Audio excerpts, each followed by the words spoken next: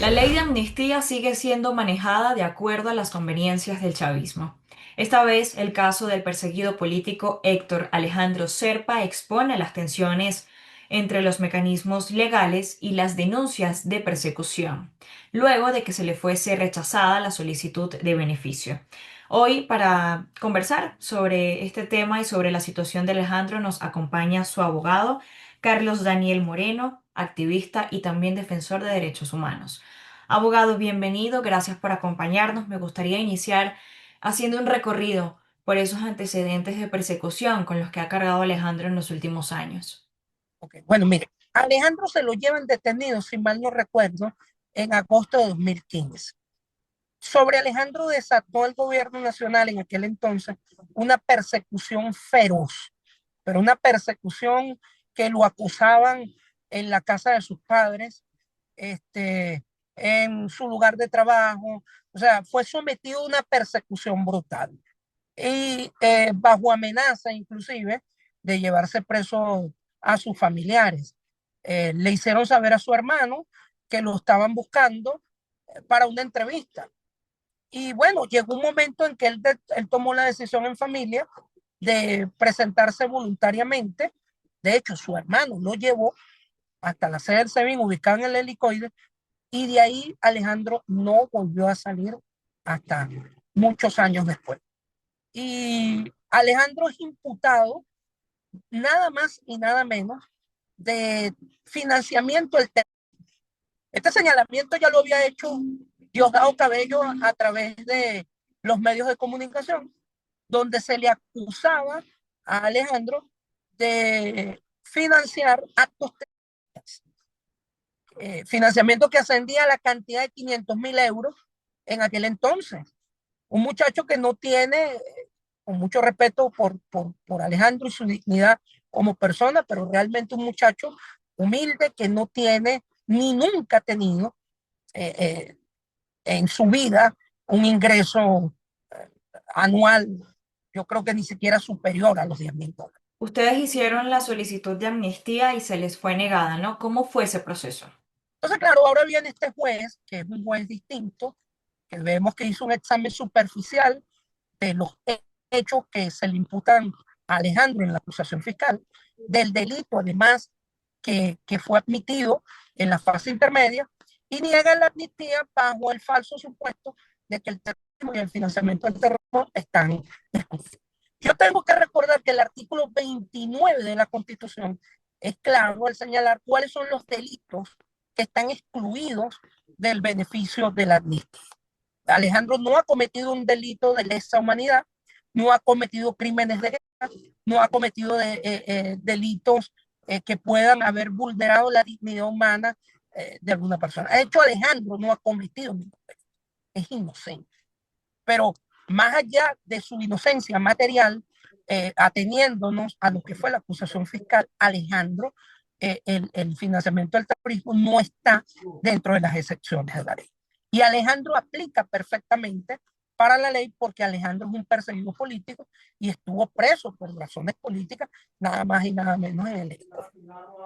Entonces, bueno, en una decisión judicial escueta, una decisión de un folio y su reverso, una cuestión eh, totalmente inmotivada, le es negado el beneficio. En ese caso, ¿qué se puede hacer ahora? ¿Qué otros mecanismos o herramientas se puede utilizar en el caso de Alejandro? Los pasos que vamos a dar de aquí en adelante es apelar la decisión como corresponde, ejercer el recurso de apelación contra esa decisión y por supuesto vamos a acudir a la Comisión Especial de Seguimiento de la Amnistía, para el seguimiento de la amnistía, para que con base en el artículo 15 de la mencionada ley solicitar la revisión de la causa y por supuesto de que la comisión parlamentaria de la Asamblea Nacional recomiende al Poder Judicial el otorgamiento, el sobreseimiento definitivo de la causa y que Alejandro pueda regresar a su país y pueda incorporarse a la vida nacional. Para eso fue decretada, fue dictada esta ley de amnistía, que además lleva por nomen juris para la convivencia democrática. Entonces, la convivencia democrática pasa necesariamente por el reconocimiento de los actores políticos que piensan distinto a las élites gobernantes y que por supuesto tienen todo el derecho de oponerse y expresar a viva voz sus ideas y manifestar libremente sus posturas políticas. ¿Cómo queda su situación ahora entendiendo que también está en el exilio? Bueno, él estaba solicitado, porque obviamente que al Alejandro salir de Venezuela y no comparecer más a las convocatorias, a las presuntas convocatorias, porque además yo tengo que ser muy responsable en esto, esa causa hubo un momento en que la ingavetaron, que la metieron en el congelador. Y entonces no convocaban más a las audiencias de debate oral y público. De hecho, yo reto al tribunal de la causa a que exhiba alguna boleta de notificación que haya sido enviada al domicilio procesal, que es donde está mi oficina, con relación al asunto. No hay ninguna. La única boleta de notificación que me ha llegado a mí de ese tribunal 9 años después es la que niega el beneficio de la amnistía y ninguna otra que es la que hayan convocado el debate.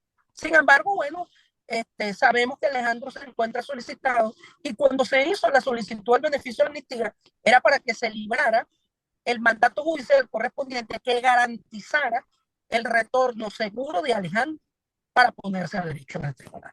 Porque no tiene sentido que Alejandro se presente al aeropuerto de Maiquetía o que se presente a algún puesto fronterizo de inmigración porque sería inmediatamente detenido, además con la situación de movilidad que todavía confronta a Venezuela, los problemas de gasolina, el problema de transporte, de traslado. O sea que si Alejandro es detenido en el Táchira, tardaría más o menos 2 o 14 meses en llegar a Caracas si no se hace un traslado especial. ¿Usted considera que el manejo de la ley de amnistía choca de alguna u otra forma con los derechos constitucionales? Que constitucionalistas y penalistas por separado, al unísono, hacían serios y científicos cuestionamientos al diseño de la ley. O sea, a la ley en cuanto a su construcción eh, de los supuestos fácticos que hacían procedentes, así como el procedimiento que debía aplicarse. Pero bueno, en política se hace lo que se puede con lo que se tiene y había que pedir la aplicación del instrumento, o sea, había que solicitarlo. Y bueno, hemos visto que en algunos casos, porque yo llevo un gran número de personas perseguidas por motivos políticos y puedo resaltar que, por ejemplo, en el caso de Zairán Rivas, prácticamente de oficio otorgaron el beneficio de la amnistía. Quiero resaltar que ni siquiera yo lo solicité en su momento, o sea, fue tan express y tan rápido que ella fue beneficiada. Y ella y Alejandro fueron compañeros de causa en el caso de los campamentos del año 2014. Entonces llama mucho la atención de repente este sesgo donde a un grupo se le aplica, de hecho las cifras que da el gobierno son alarmantes, cuando el gobierno reconoce que hubo 12.000 solicitudes, eso es un número alarmante, estamos convencidos que ese número fácilmente puede triplicarse, porque además mucha gente todavía está solicitando y hay muchas otras que no han podido solicitar precisamente por los obstáculos que pone la misma ley para la aplicación. Pero también observamos que en las últimas semanas ha habido un patrón que ha apuntado más en la dirección de la negativa.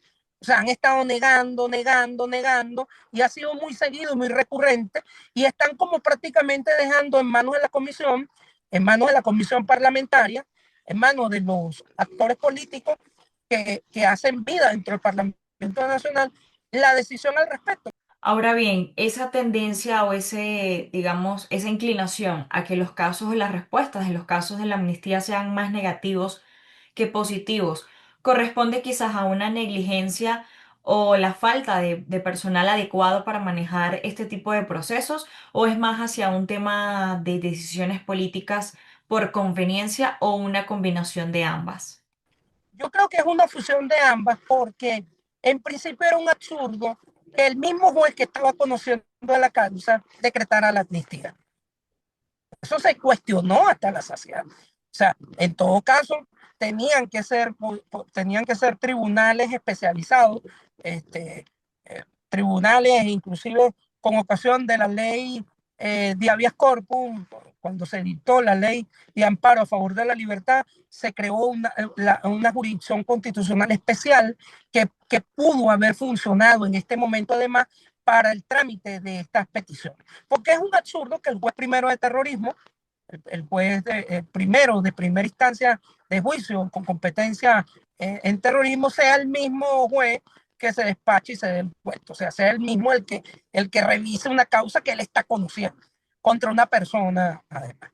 Abogado, muchísimas gracias por acompañarnos. Gracias también a las personas que nos ven. Recuerden que este espacio está completamente abierto para denuncias y exponer casos de violación de derechos humanos en Venezuela y tener esta ventana para dar a conocer lo que sucede en Venezuela. Yo soy Génesis Pérez y esto fue Venezuela en Profundidad.